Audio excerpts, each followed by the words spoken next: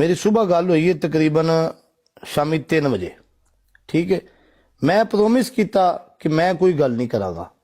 ठीक है, मैं इन्हां नाल प्रोमिस किया मां नाल ना, मैं कहा अम्मा जी मैं कोई गल नहीं करनी, तुसी जानो ते ये जान।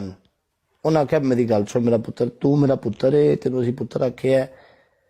ते वेखो जो उन्होंने गल कर दी ते उस तो बाद इन्हें लाइव ऑन की। ठीक है, डोगर साहब जड़े ने ना, इन्होंने लाइव ऑन करके ते अपना तमाशा जड़ा ना मार्केट के सामने रखा भी मैं पता नहीं की हाँ।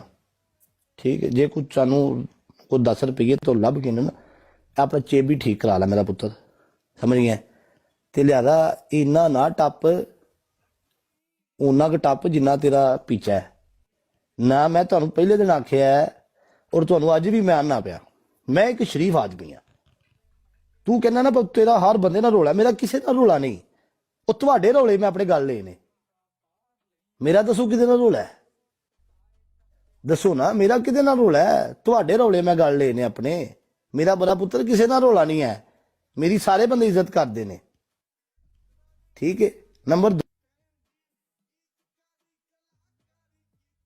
2, तुसी मैनू मेरा मारिया फलाने का तल्लक आपने यूज किया, फलाने का तल्लक। अगर वो आपके तल्लक वाले लोग मेरी रिस्पेक्ट करते हैं ना, तो उसमें मेरा कोई कसूर नहीं। रिस्पेक्ट हमेशा करवाई जाती है, इज्जतदार बंदा ही रिस्पेक्ट करवांदा है और इज्जतदार बंदा ही रिस्पेक्ट करता होंदा है किसी की। ठीक है, मेरे च इन्ना पीछा है तो मैं किसी को इज्जत भी करवा लेना ते इज्जत करना भी है। ठीक है, मेरे तल्लक वाले बंदे तुहाडी अज तक इज्जत नहीं की, क्यों? इसे वजह तो ना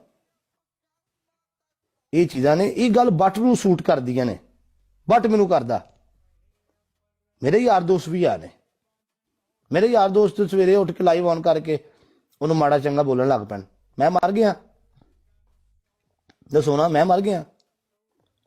उन्होंने चाहिए सी ना कि भी मैं तेनों नहीं आख्या, मैं डक्की नूं आख्या। नंबर 2 यार वेखो,